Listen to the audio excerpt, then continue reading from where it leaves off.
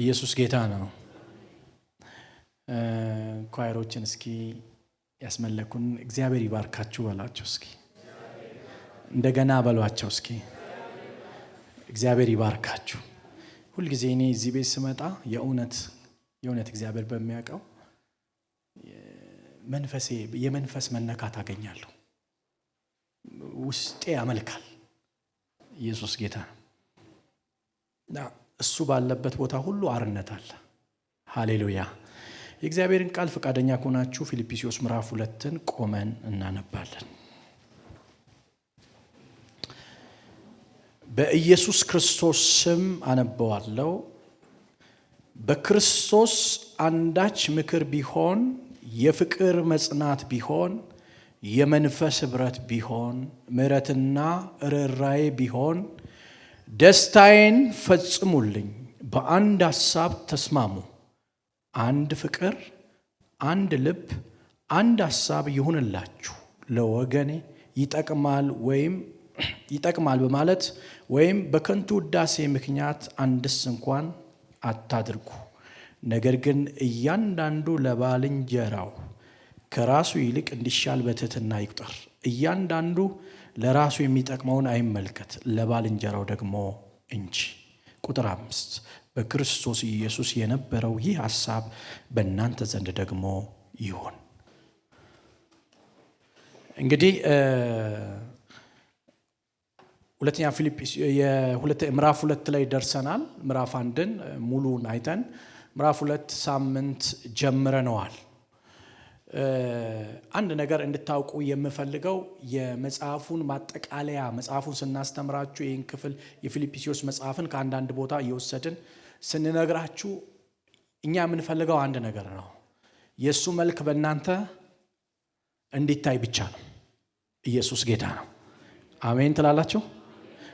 ክርስቶስ እርሱ ራሱን በእናንተ ውስጥ እንዲያይ ሁልጊዜ አባቶች፣ እኔ አሁን ልጆች አሉኝና ቤት እናቴ ስትመጣ ከገጠር ከክፍለ ሀገር ስትመጣ ዘመዶቻችን ሲመጡ ይሄኛው አንተን ይመስላል፣ እችኛዋ አንተን ይመስላል ስባል ደስ ይለኛል።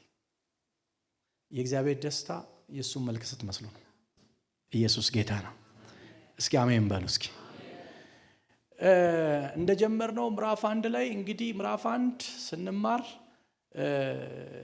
ጳውሎስ ሐዋርያው እንዴት እንደመሰረተውና እንዴት እንደተመሰረተ አይተናል። ወደዛ እንመለስም። ሰላምታን ለፊልጵስዩስ አማኞችን ሲያቀርብላቸውና ለፊልጵስዩስ አማኞች ደግሞ ምን ያለበት የጸለየበት የመጽሐፍ ክፍል ነው። ምዕራፍ 1 ከጸለየ በኋላ ደግሞ የፊልጵስዩስ አማኞች ሊቀበሉ ያለ ስለ ስሙ የሚቀበሉት መከራ ስላላቸው ስለዛ ነገር ያዘጋጃቸዋል። ምዕራፍ 1 እንድታምኑት ብቻ ሳይሆን በስሙ መከራን እንድትቀበሉ ተጠርታችኋል ብሎ ያስቀምጥላቸዋል። ስለዚህ ምዕራፍ 1 መስቀል አልባ ክርስትናን ከሕይወታቸው እንዲያወጡና መስቀሉን ተሸክመው እንዲከተሉት ጳውሎስ በአጽንኦት ለፊልጵስዩስ አማኞች ያስረዳቸዋል። ይህ ማለት ምዕራፍ 1 ላይ ስንማር የመጀመሪያው ጊዜ ላይ የወንጌል ተካፋዮች ናቸው፣ በወንጌል ማህበርተኞች ናቸው፣ ተካፋዮች ናቸው። ምዕራፍ 1 እነዚህን ነገሮች ይዟል። ምዕራፍ 2 ደግሞ ከቁጥር 1 እስከ 11 ድረስ በደስታ ሌሎችን ስለማገልገል ነው የሚያወራው። ከቁጥር 1 እስከ 11 ድረስ ሌሎችን በደስታ ስለማገልገል ይናገራል። ምዕራፍ 2 ከቁጥር 13 እስከ ቁጥር 18 ድረስ ደግሞ ምሳሌያዊ ሕይወት እንዲኖራቸው መጽሐፉ ያወራል።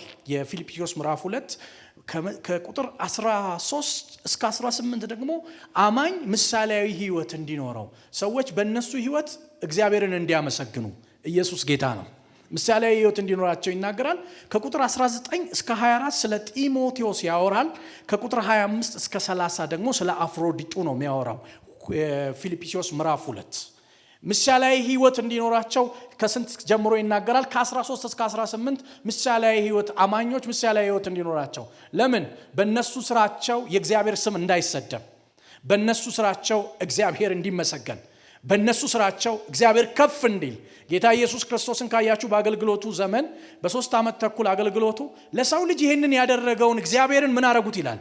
አመሰገኑት ይላል። ጌታ ኢየሱስ በገባበት ቦታ ሁሉ የእግዚአብሔር ስድብ አይደለም፣ የእግዚአብሔር ምስጋና ነው። ልባርካችሁ፣ በገባችሁበት ቦታ ሁሉ የእግዚአብሔር ምስጋና እግዚአብሔር ያርጋችሁ።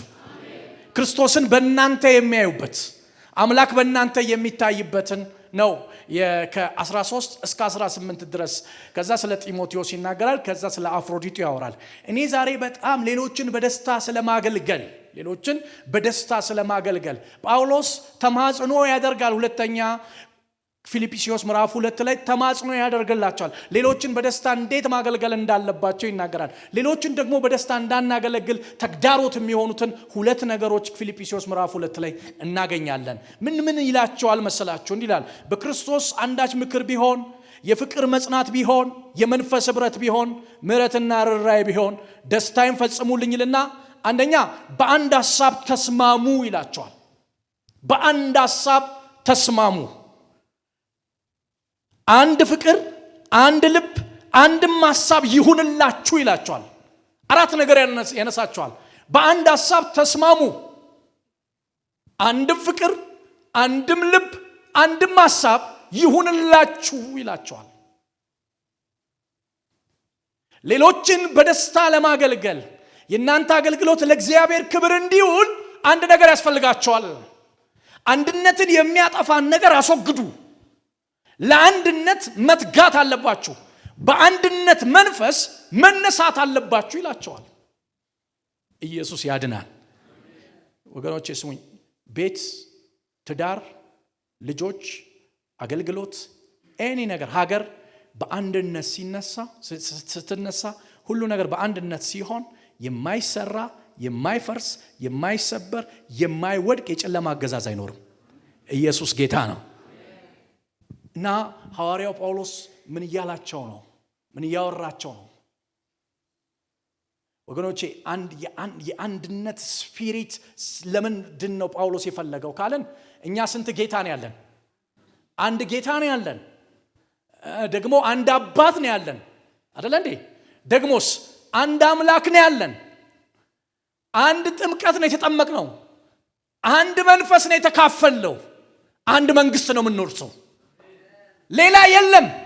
አንድ አባት አለን፣ አንድ አምላክ አለን፣ አንድ ጌታ አለን፣ አንድ ጥምቀት ተጠምቀናል፣ አንድ መንግስት ደግሞ እንወርሳለን። አባታችን አንድ ነው፣ ጌታችን አንድ ነው። የተቀበልነው መንፈስ አንድ አይነት መንፈስ ነው። ስለዚህ መንጋውን ይላቸዋል፣ አንድ አምላክ ነው ያላችሁ፣ አንድ አባት ነው ያላችሁ፣ አንድ ጌታ ነው ያላችሁ፣ አንድ መንፈስ ነው፣ አንድ ጥምቀት ነው የተጠመቃችሁት። ግን አንድ ነገር ያስፈልጋችኋል። እናንተ መንጋዎች፣ የእግዚአብሔር ሕዝቦች በአንድ ልብ፣ በአንድ መንፈስ፣ በአንድ ፍቅር አብራችሁ ሌሎችን በደስታ ለማገልገል ልትነሱ ይገባቸዋል የሚል በጣም አጽንኦት ያለውን ቃል ፊልጵስዩስ ምዕራፍ 2 ላይ እናገኛለን። ከዛም ምዕራፍ 5 ላይ በክርስቶስ ኢየሱስ የነበረው ሐሳብ በእናንተ ውስጥ ይሆን ይላል። የኢየሱስ ክርስቶስን ሕይወት ያመጣላቸዋል። የኢየሱስ ክርስቶስን ሕይወት የሚያነሳው ከቁጥር 1 እስከ 4 ላለው ሐሳብ ማጠናከሪያ ለማድረግ ነው። አምላክ እንዴት ሰው እንደሆነ፣ የባሪያ መልክ እንዴት እንደመሰለ፣ እስከ መስቀል ሞት ድረስ እንዴት እንደታዘዘ፣ ከዛም እግዚአብሔር ከስም ሁሉ በላይ ስም እንዴት እንደሰጠው፣ በሰማይ ግርማ ቀኝ እንዴት እንደተቀመጠ ከምዕራፍ 5 ጀምሮ እያንዳንዱን ነገር በተብራራ መልክ ያስቀምጠዋል። ምክንያቱም ባሪያ የሆነበት እስከ መስቀል ሞት ድረስ የታዘዘው ለራሱ ሳይሆን ለኛ መሆኑን ያሳያል። ሃሌሉያ! እስኪ አማኝ አሜን ይበልኝስ። ለኛ መሆኑን ይነግረናል። ለኛ መሆኑን ሐዋርያው ጳውሎስ በአጽንኦት ይሄንን ነገር የክርስቶስን ሕይወት ትህትናውን ግልጥ አድርጎ በተብራራ መልክ ያስቀምጥላቸዋል። ለምንድን ነው አንድ ልብ ያስፈልገው? ለምንድን ነው ለወንጌል አንድ ልብ ያስፈልጋል ወይ? አዎ ለወንጌል አንድ ልብ ያስፈልጋል። አንድ መንፈስ ያስፈልጋል ወይ? አዎ ለወንጌል አንድ መንፈስ ያስፈልጋል። አንድ ፍቅር ያስፈልጋል። አዎ ያስፈልጋል። ወገኖቼ አንድ ልብ ካላችሁ፣ አንድ መንፈስ ካላችሁ፣ አንድ ፍቅር ካላችሁ፣ በፍቅር የተሳሰራችሁ ከሆናችሁ የሺህ ዓመቱን ነገር በወራት መስራት ትችላላችሁ። ነገር ቀላል ይሆናል። የማይፈርስ፣ የማይሰበር፣ የማይሸነፍ ነገር የለም። ኢየሱስ ክርስቶስ ጌታ ነው። ላሳያችሁ። የመጀመሪያዊቷ የክሊሺያ ቤተክርስቲያን ላይ የሐዋርያዊቷ ቤተክርስቲያን ጌታ ኢየሱስ ክርስቶስ 3 ዓመት ተኩል ካስተማራቸው በኋላ ሞቶ ከተነሳ በኋላ ለ40 ቀን በትንሣኤ አካል የእግዚአብሔርን መንግስት ነገር ከነገራቸው በኋላ ኃይል ሳትቀበሉ አላቸው። ለ40 ቀን ታይቷቸዋል ከሞት ከተነሳ በኋላ ታስታውሳላችሁ። እና ኃይል ሳትቀበሉ ከኢየሩሳሌም ምን አትበሉ አላቸው፣ አትውጡላቸው። በማርቆስ እናት ቤት እየጾሙ እየጸለዩ ያለ እንዴት ይጾሙ ነበር? በአንድ ልብ በአንድ መንፈስ አይደለም? አንድነት ነበራቸው። ለአንድ መንግስት ነው፣ ለአንድ ዓላማ ነው። የራሳቸው ኢምፓየር እዛ ውስጥ የለም። እነሱ ልብ ውስጥ የተሳለ አለ፣ በትውልድ የተሰወረ ለነሱ የተገለጠ የእግዚአብሔር ምስጢር የሆነው ክርስቶስ በልባቸው ነበርና እየጸለዩ ያለ ድንገት እንደሚነጥቅ አውሎ ንፋስ መንፈስ መጣ ይላል። ወገኖቼ በዛ ሰዓት በዓለ ሃምሳ የሚባል ታላቅ በዓል አለ። ታላቅ በዓል ለማክበር በምድር ሁሉ ያሉ አይሁዳውያኖች ዲያስፖራዎች መጥተዋል። ነገር ግን አንድ ትንሽ ቤት፣ አንድ ግለሰብ ቤት የተጀመረው እሳት፣ በአንድ ልብና በአንድ መንፈስ በአንድ ነፍስ የተጀመረው እሳት ያንን ታላቅ ስብሰባ ያንን ታላቅ በዓል ትተው ምንድነው ብለው ሊሰሙ ሲመጡ በወንጌል ተጠመዱ፣ በወንጌል ተያዙ። ምክንያቱም ጴጥሮስ ሊናገር አፉን ሊከፍት ብድግ ብሎ ሲቆም ሐዋርያቱ በሙሉ 120 ነበሩ እዛ ቤት የነበሩ። ከሐዋርያቶቹ ጋር 120ውን በሙሉ ከጴጥሮስ ጋር እንደ አንድ ሆነው ቆሞ ነበር ይላል። እንደ አንድ ሆነው ቆሞ ነበር ይላል። የተከፋፈለ ነገር እዛ ቤት የለም። የራሳቸው ዓለም የለም። ወገኖቼ በኋላ አንድነትን የሚያጠፋ ሁለት ነገሮችን አሳያቸዋለሁ። የተከፋፈለ ነገር በመካከላቸው ስላልነበረ ለአንድ ዓላማ ስለቆሙ አንድን መንግስት ስለማስተዋወቅ ስለሆነ የእግዚአብሔርን ፕሮግራም የተገለጠውን ሕይወት ለመናገር ጴጥሮስ መናገር ሲጀምር ሐዋርያቶቹ በሙሉ በአንድነት ነበሩ። እንደውም ጉሽ ተተቷል ሲል ጴጥሮስ ምንድነው ያለው? ከቀኑ ገና ምንድነው አለ? 3 ሰዓት ነው። ይህ በኢዩኤል የተናገረው ነው አለ። በሴት ልጆቼና በወንድ ልጆቼ መንፈሴን አፈሳለሁ የተባለው ቃል ዛሬ በጆሮቻችሁ ተፈጸመ ሲል በዛች ስብከት 45 ደቂቃ በማይሞላ ስብከት 3000 ሰው ዳነ እያለ እየበዙ መሄድ ጀመሩ። ምክንያቱም ዓላማቸው አንድ ነው። ሌላ ፐርፐዝ የላቸውም። ሌላ ህልም የላቸውም። የራሳቸው ነገር የተደበቀና የተሰወረ ነገር የላቸውም። ለሞተላቸው ይኖራሉ፣ ለሞተላቸው ይወጣሉ፣ ለሞተላቸው ይገባሉ። ክርስቶስ ለነሱ ሞትም ቢሆን ሕይወት ጥቅማቸው ነው። ሌላ ፐርፐዝ የላቸውም። ብዙ ናቸው፣ ግን ሐሳባቸው ስንት ነው? ዓላማቸውስ?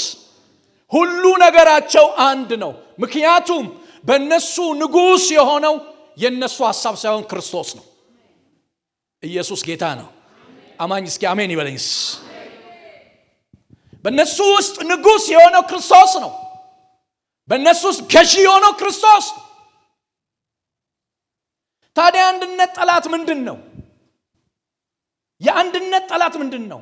ይህንን ለምንድን ነው ምዕራፍ 2 ላይ ሊናገር የፈለገው ጳውሎስ ሲል ሌሎችን በደስታ ስለማገልገል። አገልጋዮች ስሙኝ፣ እዚህ ውስጥ ያላችሁ ቅዱሳን ሁሉም የልዑል ካህናት ነው። እዚህ ውስጥ ሁላችንም አገልጋዮች ነን። የአገልግሎት ዘርፉ ነው የሚለያየው። ሌሎችን በደስታ ስለማገልገል ነው ጳውሎስ እየጻፈ ያለው። በደስታ ለሌሎች በደስታ ስለመትረፍ ነው እየተናገረ ያለው። አንድ ልብ፣ አንድ መንፈስ፣ አንድ ፍቅር እንዳይኖረን የሚያደርገው ክፉ ቶክሲድ የሆነ መርዝ ምንድነው ካላችሁኝ እንዲህ ይላል። እዚሁ ጋር ከንቱ ውዳሴና ለራስ ጥቅም መቆም አንድነትን እንደሚያጠፋ መጽሐፉ ይነግረናል። በእግዚአብሔር መንግስት ስራ ውስጥ በቸርች ውስጥ በደሙ የተዋጀ ህዝብ መካከል ሰው ለራሱ ሲቆም ገመድ መጓተት ይጀመራል። የእግዚአብሔርን ስራ በትክክለኛው መንገድ ማሳለጥ አይቻልም። ይዘን በትክክል መሄድ አንችልም።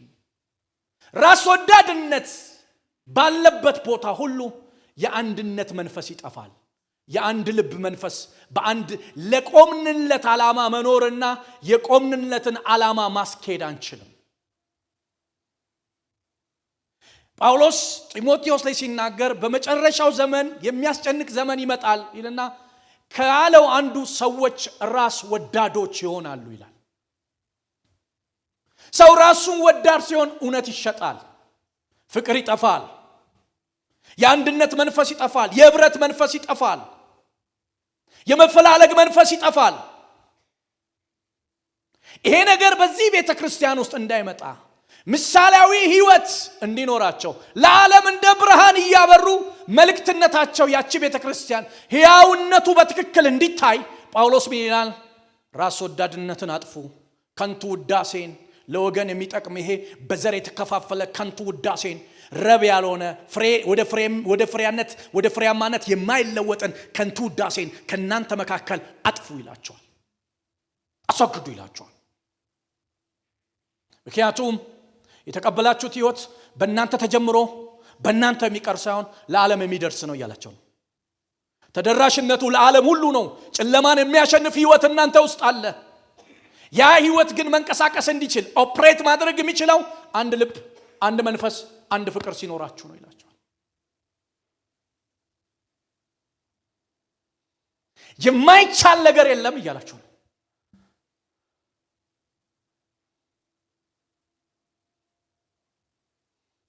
በደስታ እስኪ አንዳንድ ከዚህ ከፊልጵስዩስ መጽሐፍ ወጣ ብዬ አንዳንድ ነገር አሳያችሁ።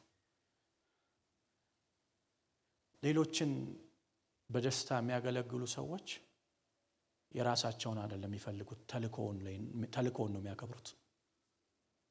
እየሰማችሁ ነው? ራስ ወዳድነት የለም። ሌሎችን በደስታ የሚያገለግሉ ልባቸው የሚያከናውኑት ተግባር ጋር ነው እንጂ ያለው በዛ ነገር ስለሚያገኙት ነገር ሂሳብ የለውም። ታዲያ ለምንድን ነው በቤተ ክርስቲያን ውስጥ ወንድሙን እየሸጠ ያለው?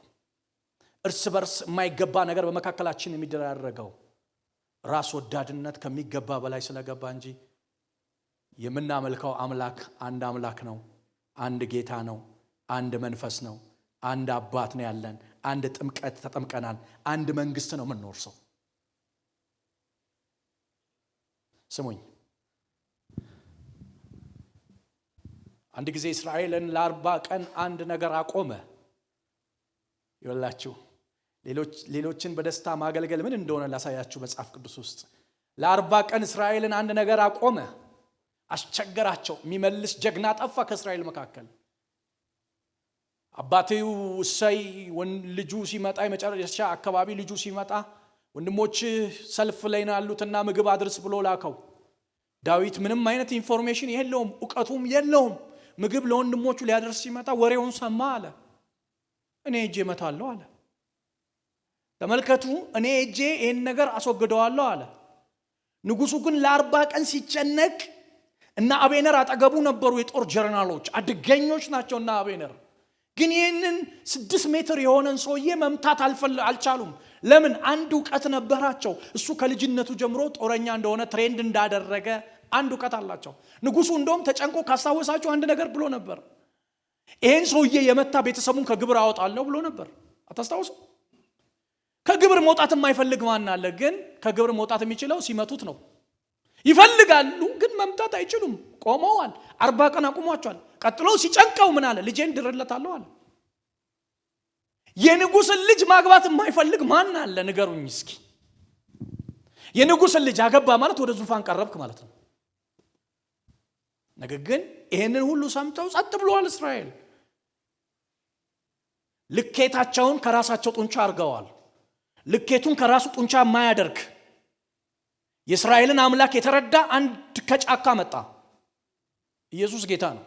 ሌሎችን በደስታ ስለማገልገል ነው የምነግራችሁ። ከጫካ መጣ፣ ሰማ። የእስራኤልን ጭፍራ የሚገዳደር ማን ነው አለ። አያችሁ፣ የዳዊት እይታ የአንድ ግለሰብ እይታ አይደለም።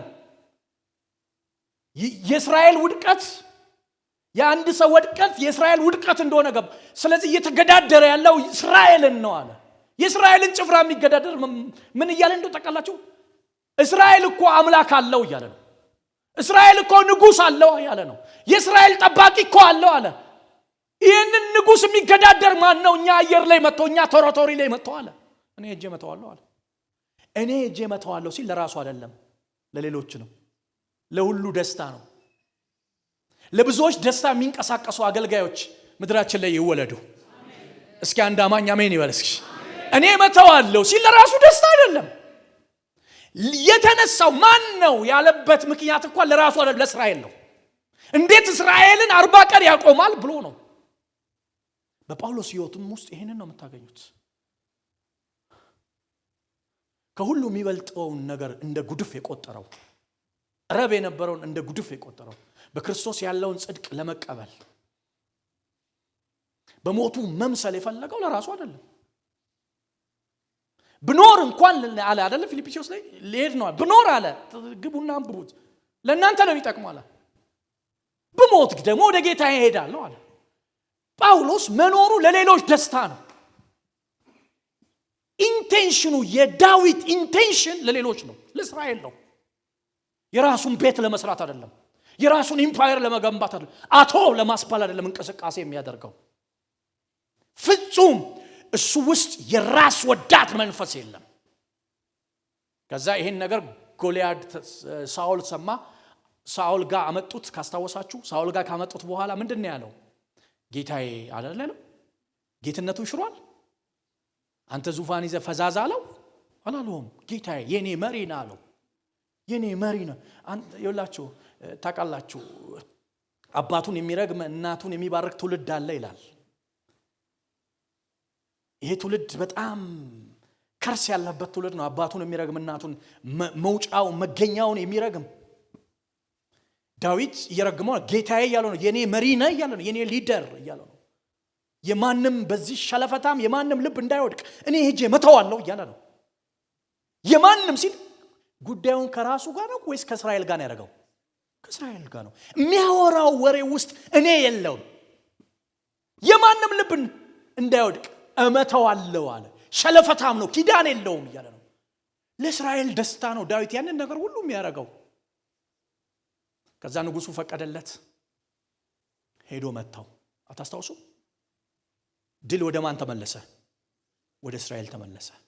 ግን ከድል በኋላ እየመጡ እያለ ምኖቹ እነ ዳዊት ድል አድራጊዎቹ እስራኤል በሙሉ ደስ ብሎት ደስታ ወደ እስራኤል ሁሉ የተመለሰው። ለምሳሌ ቀነኒሳ ሮጦ ቢያሸንፍ ኦሎምፒክ ላይ ቀነኒሳ አሸነፈ ነው ኢትዮጵያ አሸነፈች ነው የሚባለው? የቀነኒሳ ሩጫ ለዚህ እኮ ነው ሁላችንም እንሮጠው ቴሌቪዥን ላይ ሁላችንም እንሮጣለን። እኛን ተሸክሟል። 130 ሚሊዮን ህዝብን ተሸክሟል። እኛን ነው ሪፕሬዘንት የሚያደርገው። ስለዚህ ዳዊት እዛ ጋር ያመጣው ድል ለራሱ አይደለም፣ ለእስራኤል ሁሉ ደስታ ነው። የኔ የሚል ዓለም የለውም እሱ ውስጥ። ፊልጵስዩስ ምዕራፍ 2 ላይ ሌሎችን በደስታ ስለማገልገል ነው የሚናገረው። የኔ የሚል ዓለም የለውም። ተመልከቱ፣ በጣም የሚያሳፍር ነገር ተመልከቱ። ድሉ መጣ። ወደ ከተማ ሲገቡ ሴቶች ከበሮ ይዞ ያ ከበሮ ዳዊትን አልጠቀመውም። ያ ከበሮ ለዳዊት አንዳንድ ሙገሳ ሴፍ ነው ይዞባቸው ይመጣው። ዳዊት 1000 ሳኦል 1000 ገደለ አሉት። ከዙፋኔ በቀር አይ የመጣው ድል ጋር አይደለም። ሳኦል የራሱ ዓለም ጋር ነው። የራሱ ዓለም ጋር ነው። ራስ ወዳድ ነው። ከዙፋኔ በቀር ምን ቀረው ይልና ተመቀኘበት ይላል። ዳዊት የተንቀሳቀሰው ለራሱ አይደለም፣ ለእስራኤል ደስታ ነው። እኔ የሚል ዳዊት ዓለም ውስጥ በዛ ሰዓት አልነበረም። በዚህ ድል ግን ሳኦል ስላልተጠቀሰ ድሉ የእስራኤል ነው።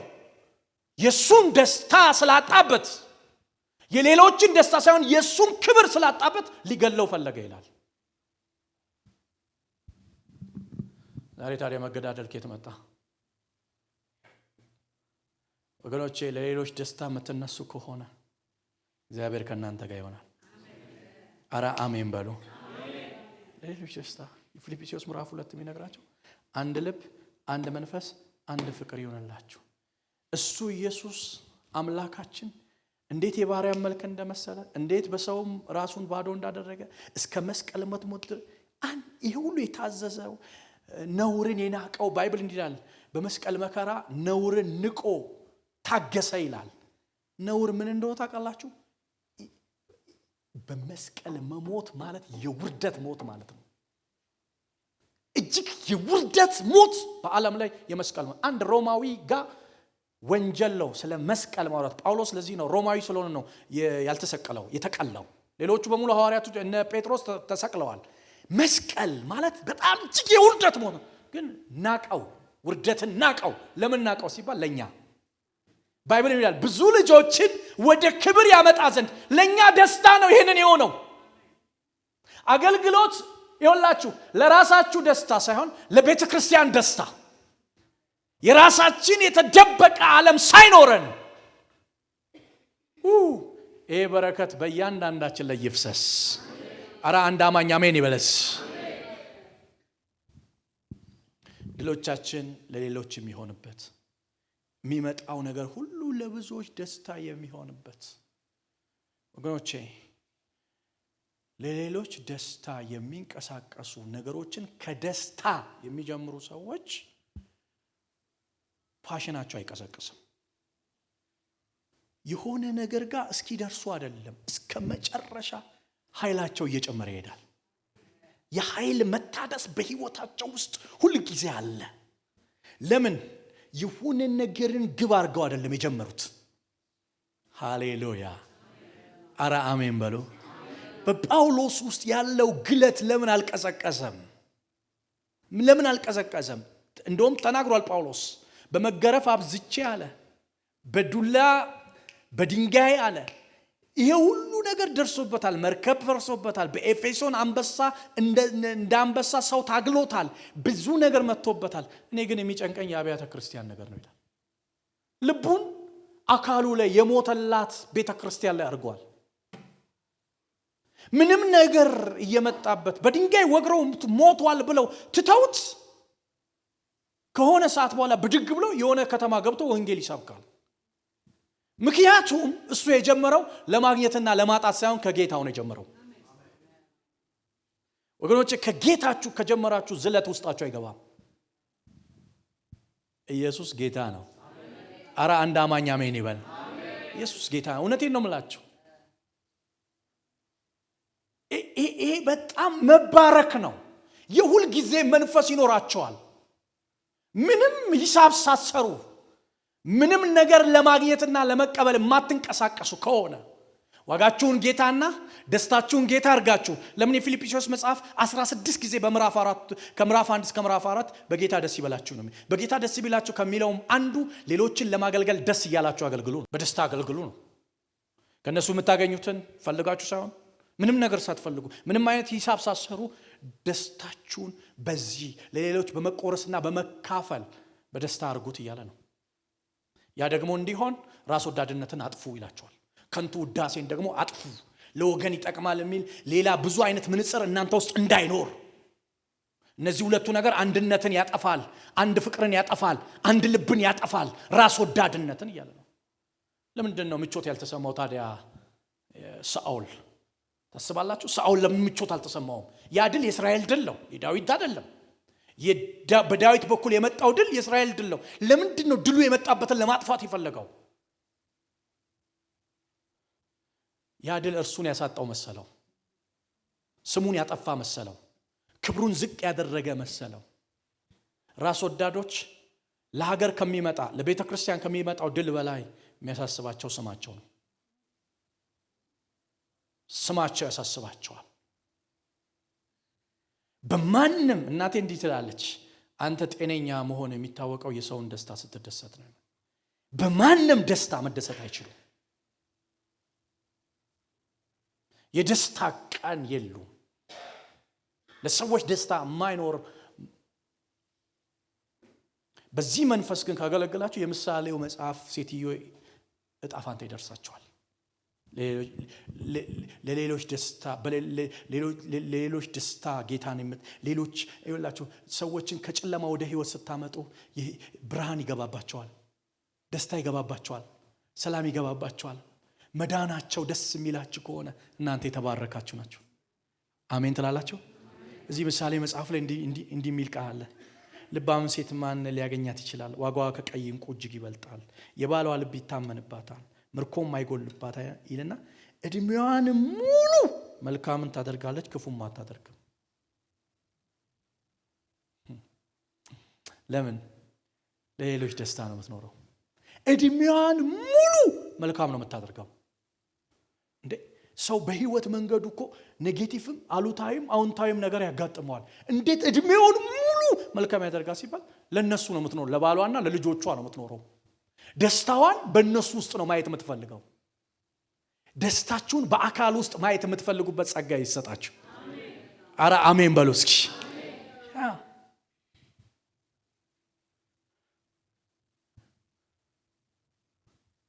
ስሙኝ፣ ተዋት ያለውን ኢየሱስ ክርስቶስ ተዋት ለሬሳዬ አዘጋጅታኛለች ያላትን ሴት ታስታውሳላችሁ?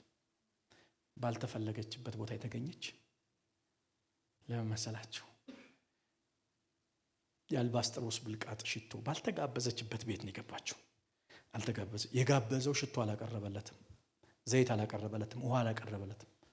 ባልተጠራችበት ቦታ የምትወደው ጌታ ስላለ ሰብራ አልፋ ዋጋ ከፍላ ገባች። እግሩ ላይ ወደቀች። መጽሐፍ ቅዱስ የሴት ልጅ ክብሯ ጸጉሯ ነው ይላል። በጸጉሯ በእንቧ እግሩን ማበስ ጀመረች። ከሷ አይበልጥም የሷ ክብር። አንተ ነህ ብርሃን ያበራሃልኝ፣ አንተ ነህ የሰላሜ ምንጭ፣ አንተ ነህ የረፍቴ መገኛ፣ አንተ ነህ የኔ ደስታ፣ አንተ ነህ የኔ ክብር አለች። ራሷን አዋረደች።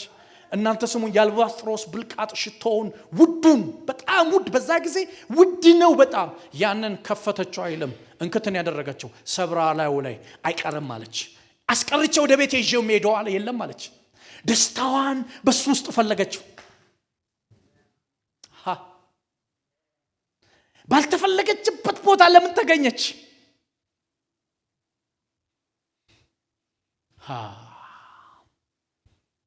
ደስታዋ አዛጋለ። ለባርካችሁ ለማንም ውድቀት ምክንያት አትሁኑ። የሆነ ሰው ሲያስባችሁ ለውድቀቱ እሱ እኮ ነው የሚል እናንተ ዓለም ላይ ይግባ። እናንተ ዘመን እጃችሁ ከደም የነጻ ይሆን። አረ አንድ አማኝ አሜን ይበል። እጃችሁ ከደም የነጻ ይሆን። ገንዘባችሁን፣ ኃይላችሁን፣ አቅማችሁን፣ ጉልበታችሁን፣ ጊዜያችሁን ለሌሎች ደስታ እንጂ ለሌሎች ውድቀት ማንቀሳቀስም ማዋልም የለባችሁ። ሳኦል ግን ከዛ በኋላ ካያችሁ ጤና አጣ፣ ተቃወሰበት። ድሉ የዳዊት መሰለው፣ የእስራኤል አልመሰለውም። የእስራኤልን ድል እንደመለሰ አልገባውም። እግዚአብሔር በእስራኤል መድኃኒትን እንዳመጣ አልተረዳም። 40 ቀን ከመቆም አውጥቶት ወደ ሌላ ወደ ዓለሙ እንደወሰደው አልገባውም። ተቀናቃኝ እንደመጣለት ሳይሆን እንደመጣበት አሰበ። ስለዚህ ሞቱን ይቆፍርለት ጀመረ። ምክንያቱስ ራስ ወዳድ ስለሆነ፣ ምክንያቱስ የራሱን ዓለም እንጂ የእግዚአብሔር ዓለም ለሱ ጉዳዩ አይደለም። የራሱን ቤት ለመስራት እንጂ የተቀበለውን ሕይወት ለሰዎች ለመስጠት ለማስተላለፍ የሚከፍለው አንድ ዋጋ የለውም። ለዚህም ካስታወሳችሁ ልጄን ቃል ገብቶለት ነበር፣ ልጁን አልሰጠም፣ አቆየበት፣ ያዘበት። ራስ ወዳዶች ነገሮቻችሁን ይዙባቸዋል። ያዘበት። ስጡኝ ልጄን ሲል ልጄን የምሰጥህ የፍልስጤማውያንን 100 ፍልስጤማውያንን ሸለፈት ስታመጣ ነው አለው። ምን ያደርግለታል ሸለፈት?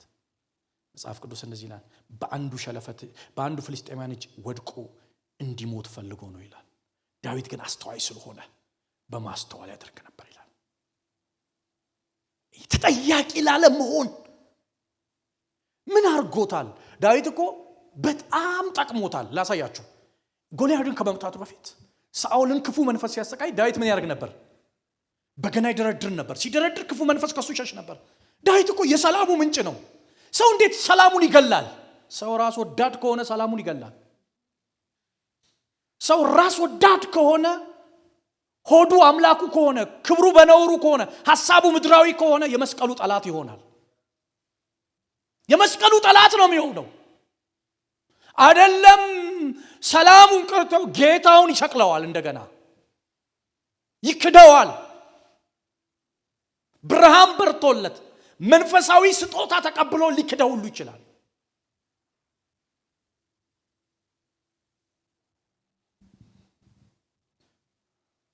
ራስ ወዳድነት ከአጋንንት በላይ ይከፋል። በፍልስጤማውያን እጅ ወድቆ ታውቃላችሁ፣ በፍልስጤማውያን እጅ ወድቆ እሱ ተጠያቂ ላለመሆን ግን ወደዛ ሞት እየላከው ያለው እየሰደደ ያለው እሱ ነው። ምክንያቱ ምንድነው ሲባል በዳዊት የመጣው ድል ደስ አላሰኘው። ራስ ወዳዶች በቤተ ክርስቲያን ውስጥ በነሱ በኩል ምንም ነገር ካልመጣ በስተቀር በሌላ ሰው የሚመጣ ነገር ደስ አይላቸው። የሌላ ሰው ጸጋ መካፈል አይፈልጉም። በፍጹም እኛን ስሙን እንጂ ልካፈል የሚል መንፈስ የላቸውም። እነዚህ የተለከፈ ያበደ ውሻ አይታችሁ ታውቃላችሁ? ከነከሷችሁ መጥፎ ነው፣ በሽታው ይዛመታል። ከእንዲህ አይነት ልክፍት እግዚአብሔር ይጠብቀን። አረ አሜን በሉ ወገኖቼ። ስሙኝ፣ የሌሎችን ደስታ የሚደሰቱ ሰዎች፣ ለሌሎች ደስታ የሚኖሩ ሰዎች፣ ሰዎችን ከጨለማ ወደ ብርሃን የሚያመጡ ሰዎች፣ አንዳንድ ሰዎችን እስኪ ላሳያችሁ ከመጽሐፍ ቅዱስ። ለምሳሌ ዳንኤል የንጉሱን ህልም ፈታለታ። አታስታውሱ? ህልም ፈታለት። ንጉሱ ሊያከብረው ሲፈልግ ዳንኤል ራስ ወዳድ አልነበረም። የማይታወቁ በዳንኤል ግን የሚታወቁ 3 ሰዎች ነበሩ። የተከፈተለትን ኦፖርቹኒቲ ራሱ ብቻ አልገባም። እየሰማችሁ ነው? ራስ ወዳድ ያልሆኑ ሰዎች የተከፈተለትን እድል፣ እዛ ጋር የተከፈተለት ትልቅ በር አለ። ንጉሱ ሊያከብረው የፈለገው ዳንኤልን ነው። ግን ዳንኤል ምን አለው? ሲድራቅ ሚሳቅ አብደናጎብን አነሳ። አይታወቁም እኮ እግዚአብሔር በከፈተለት በር በሩን ለራሱ ብቻ አላደረገም፣ ለነሱም አደረገ። እንዲህ አይነት መንፈሳዊ ሰዎች እዚህ ቤት ይወለዱ። በሩን በፍጹም ለራሱ ብቻ አላደረገም። እኔ ከሞትኩ ሰርዶ አይብቀል የሚባል ዓለም እሱ ውስጥ የለም። ያገኘውን ኦፖርቹኒቲ ያገኘውን እድል ይዞ ነው የወጣው። ብቻውን አይደለም የወጣበት፣ ተይዟቸው መጣ። መጡብኝ አይደለም ያለው፣ መጡልኝ ነው ያለው። ኤልሳቤጥ የማርያምን ድምጽ ስትሰማ ጽንሷ በውስጧ ዘለላ፣ ደስታ ወደ ውስጧ ገባ። ስለዚህ ደስታዋን የመጣችው ማለት ነው። ማንም አይጠይቀውም። ዳንኤልን ተወቃሽ ማንም አያደርገውም። ሲድራቅ መውቀስ አይችልም። ያገኘውን ኦፖርቹኒቲ ራሱ መጠቀም ይችላል። ነገር ግን እሱ በወጣበት ደረጃ ወንድሞቹ እንዲወጡ እድል ሲፈጥርላቸው፣ ንጉሱም የነገረውን ዳንኤል የነገረውን ተግባራዊ ሲያደርግ፣ በየአውራጃ ሲሾማቸው፣ በፍጹም እሱ በደረሰበት ሌሎቹን ያደርሳል። ዳንኤል ጸጸት አይደለም ደስታ ነው። ዳንኤል ለብዙዎች ውድቀት አይደለም መነሳት ነው። መልካም መንፈስ አለበት። ፖዚቲቭ ቲንከር ነው። መብዛቱ ስለ መውደቁ ምልክት አይደለም። እሱ እንደዛ አያምንም። ወገኖቼ በክርስቶስ የነበረው ሐሳብ እያንዳንዳችን ውስጥ ይግባ። ክርስትና ይሄ ነው። ለሌሎች መኖር ነው። ለሌሎች መትረፍ ነው። ለሌሎች መብዛት ነው። ለሌሎች መሆን ነው።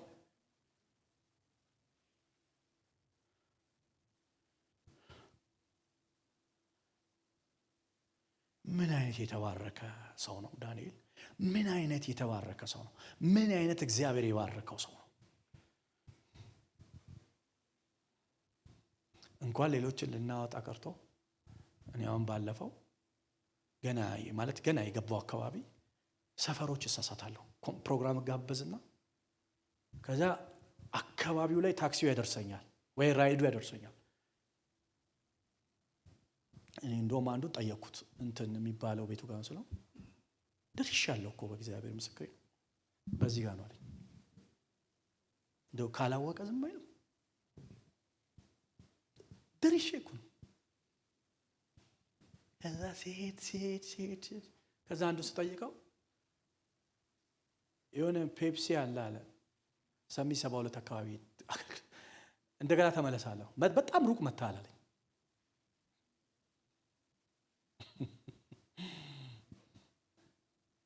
ጠማማ መንገድ አይኖራችሁ። ለሌሎች ደስታ ስትኖሩ የሌሎችን መንገድ አታረዝሙ። ኢያቡሳውያን ሲበረቱብህ እረዳሃለሁ ትላለህ። አሞናውያን ሲበረቱብኝ ትረዳኛለህ ይሉና ኢዮአብና አቢሳ ታስታውሳላችሁ? አይዞ ስለ አምላካችን ከተማና ስለ እግዚአብሔር ሕዝብን በርታ፣ እግዚአብሔር የወደደውን ያድርግ ይላሉ። ሰልፍ የሚያደርጉት ስራ የሚሰሩት ከእግዚአብሔር አንጻር እንጂ ከራሳቸው አንጻር አይደለም። ቤተክርስቲያን ውስጥ መብቀል የሌለበት መጽሐፍ ቅዱስ ይላል መራራ ስር ወደ ላይ በቅሎ ብዙዎችን እንዳያረክስ ለማንም ጸጋ እንዳይጎለው ጸልዩ ከተባለው አንዱ ስሙን እንገራችሁ ለኔ መራራ ስር ምን እንደው ተቀላችሁ ራስ ወዳድነት ነው። በራስ ወዳድነት ልክፍት የተለከፈ ሰው ምንም ከማድረግ አይመለስም።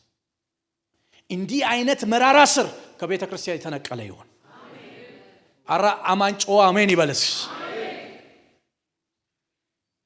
መራራ ስር ነው ይሄ ክፉ ነገር ነው፣ መነቀል አለበት። እድሜ ልካችሁን መልካም እያደረጋችሁ መኖር ከፈለጋችሁ ደስታችሁን በራሳችሁ ውስጥ ሳይሆን ደስታችሁን በሌሎች ውስጥ ስትፈልጉ ብቻ ሌሎች ደስታ የምትኖሩበት ጸጋ አምላክ አትረፍርፎ ይስጣችሁ። ኢየሱስ ጌታ ነው። አሜን ትላላችሁ? እስኪ አንድ አማኝ አሜን ይበል። ለዚህ እኮ ነው ጳውሎስ ራሱን ሊፈትሽ ሲሄድ አጋቦስ ቀበቶውን ያዘና ወገቡን አሰረ። የዚህ ሰው መቀነት በኢየሩሳሌም እስራት ይጠብቀዋል። የኤፌሶን አማኞች ኖ ጳውሎስ አሉት፣ ኖ ይሄን ልታረግ አይገባም፣ እስራት አለ። ኤፌሶን ተተክላለች፣ አብያተ ክርስቲያን ጸንተዋል። አሁን አንተ መከራውን አልፋል፣ የጥጋብ ጊዜ መጥቷል አሉት። ኖ አላቸው። መንፈስ ቅዱስ በሚሄድበት ቦታ ሁሉ እስራት እንደሚጠብቀኝ ነግሮኛል። ለምን? እና አግሪጳን የሚያገኛቸው በዛ ውስጥ ነው። እና አጎስጦስ ቄሳርን የሚያገኛቸው በዛ ውስጥ ነው። እግዚአብሔር የመጀመሪያ ሐናንያን ሂድና እጅን ጫንበት ሲለው ምንድነው ያለው? እንደ ደቀ መዛሙርቱን በሙሉ እስጢፋኖስን ያስገደለ ሲለው ኖ የክብር ዕቃዬ ነው አለ። በአሕዛብ አለ፣ በእስራኤል አለና በነገስታት ሁሉ ፊት ስሜን የሚሸከም ይላል። ያ ትንቢት ሊፈጸም ነው በስራት ውስጥ እንዴ ያለ መንፈስ ቅዱስ በሚሄድበት ቦታ ሁሉ ስራት እንደሚጠብቀኝ ነግሮኛልና ቀጥሎ ነፍሴ አለ በእኔ ዘንድ እንደማትከብር እንደ ከንቱ ነገር ቆጥሬያታለሁ ስለ ጌታዬ አለ። የጌታውን ደስታ ነው የሚፈልገው እሱ። እውነተኛ ክርስትና የራሳችሁን ደስታ ሳይሆን የጌታችሁን ደስታ ትፈልጋላችሁ። ጌታችሁ በሌለበት አትኖሩም። ጌታችሁ ባለበት ስትኖሩ የምሳሌ ህይወት ይኖራቸዋል። እግዚአብሔርን በእናንተ በኩል እያዩ ሰዎች ወደ መዳን ይመጣሉ፣ ከጨለማ ወደ ብርሃን ይመጣሉ። ለእግዚአብሔር ምስጋና የሚሆን ህይወት አላችሁ ማለት ነው። ፊልጵስዩስ ምዕራፍ 2 ይሄንን ነው የሚያወራው። ፊልጵስዩስ ምዕራፍ 2 የሚዘግብልን ይሄንን ነው። ሌሎችን በደስታ ስለማገልገል አንድ ነገር ልጨምርላችሁ። የኤርሚያስን መጽሐፍ የጻፈው ማን ነው ታስታውሳላችሁ? ባሩክ ነው። ባሩክ ግን ኤርሚያስ ምዕራፍ 1 ላይ ትነቅላለህ፣ ታፈርሳለህ፣ ትገለብጣለህ፣ ትተክላለህ የሚል ትንቢት ሲመጣለት ያንን ትንቢት የጻፈው ባሩክ ነው። ታውቃላችሁ? ኤርሚያስ ገደል ውስጥ ሲገባ አብሮ የሚገባው፣ ኤርሚያስ ሲታሰር አብሮ እስር ቤት እየሄደ የሚጽፈው ሰውዬ ሂሳብ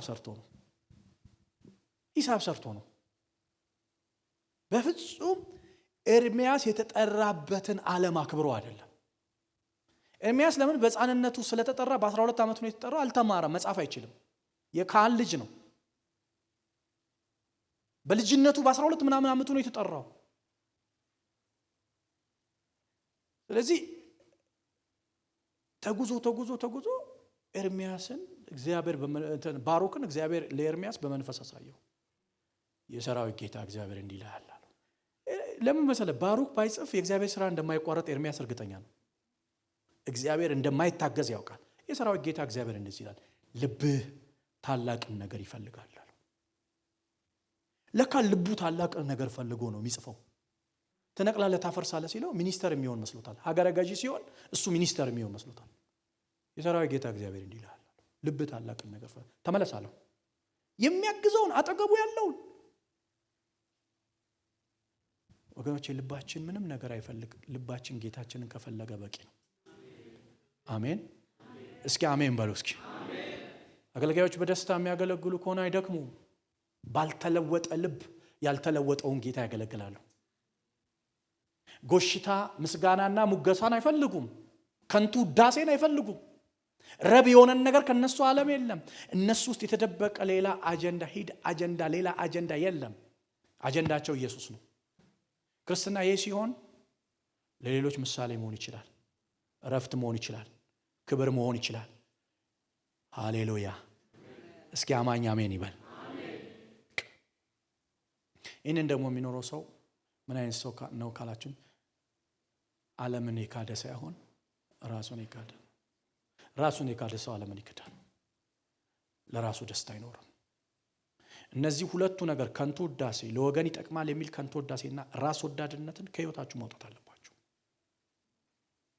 አንድ ጊዜ እኛ ቸርች ፖዚቲቭ ቲንከር እና ኔጌቲቭ ቲንከር የሚል ትምህርት አስተማርኩ።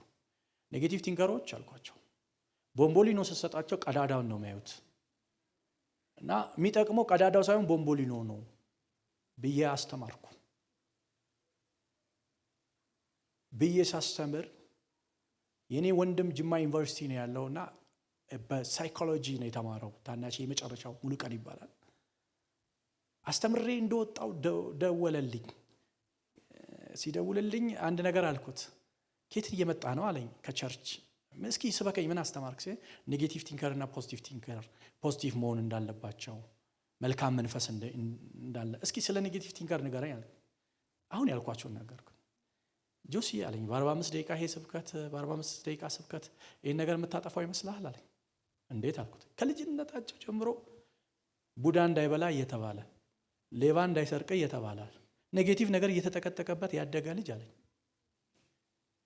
አስተዳደጋችን ራሱ በኔጌቲቭ ነገር የተሞላ ነው አለ። ኮንሺየስ የምትሆነው እስኪ ተመልከቱ። ቲክቶክ ላይ ሶሻል ሚዲያ ላይ የሚሳደብ ሰው 120 ሺህ ሰው ያየዋል። ወገኖቼ ከኢየሱስ ጋር ተራቁ 5 ሰው ላይክ አያደርግም።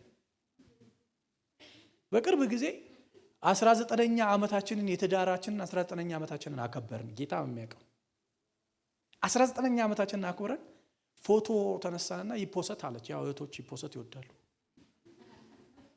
በእኔ ሚዲያ ላይ ተፖሰተ። 72,000 ሰው ነው ያየው፣ ግን ላይክ ያደረገው ትንሽ ነው። ለላይክ እንኳን ንፉግ ነን። አይተዋል እኮ ስማርት ሞባይል ደግሞ ስንት ሰው እንዳየ ይናገራል። እየሰማችሁ ነው። እና ምን አለኝ ወንድሜ፣ እንደዚህ አለኝ፣ ሂድ ይሄንን በ45 ደቂቃ ስብከት አታጠፋውም አለኝ። ይሄንን ነገር ለማየት ከፈለክ እቤት ሂድና ትንሹ ልጅን ጎረቤት፣ እኔ ደግሞ ተከራይቼ ነው፣ ጎረቤት ልጅ አለ? አዎ አለ። ሂድ አለኝ እና ለልጅክ ብስኩት ልትገዛ እንካ ብስኩት ግዛ ብለህ ብር ስጠው፣ ለጎረቤት ልጅ ደግሞ 2 ብስኩት ግዛ ብለህ ብር ስጠው ሚልህን ትሰማለህ። ያኔ ነው ከታች ነው የሚጀምረው አለኝ። አምብሬከብል የሚባል እኛ ሰፈር አለ ጎረቤታችን። አምብሬከብል የተባለው ወንድሜ ይኸውልህ፣ ዝናብ ከተማው ላይ ሲዘንብ ውጭ ዝናብ ቢመታበት ሐኪም ቤት ታሞ ያውቅም። ከዚህ ተከስክሶ ተነስቶ ይሄዳል። ለዚህ ነው እኔ አምብሬከብል አለ የማይሰበር አልኩ። እና አምብሬከብል ኢዮቤድ ሲመጣ አምብሬከብልም አጠገቡ መጣ። ከዛ አባ ብስኩት ግዛ ላይ ሲለኝ ብር አወጣውና ለልጄ ሲሰጠው አምብሬከብል ለአንተ ምን ከሁለት ልክ ላወጣለ ሲል አባ አለኝ አትግዛለት አለኝ። አያችሁ፣ ከታች ነው የሚጀምረው። ከታች ነው የሚጀምረው። ከዛ አይ ለሱ 2 ነው የሚገዛለት ብዬ 2 ገዛውለት። ለመሳችሁ ኔጌቲቭን ነገር የምታወጡት ፖዚቲቭን ነገር በማብዛት ነው። ኢየሱስ ጌታ ነው። አረ አሜን በሉ።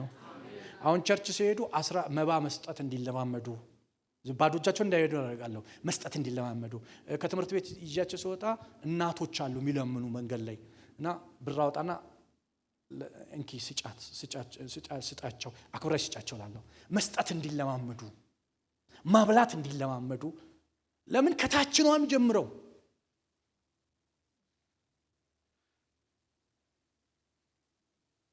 እንደው ለባርካችሁ በጌታ እግዚአብሔር የምድር ደስታ ያርጋችሁ። አረ አሜን በሉ። የሰዎች ደስታ ያርጋችሁ። ለራሳችሁ የምትኖሩ ሳይሆን ለሌላ የምትቆረሱበት ጸጋ ይስጣችሁ። ተነስተን እንጸልይ።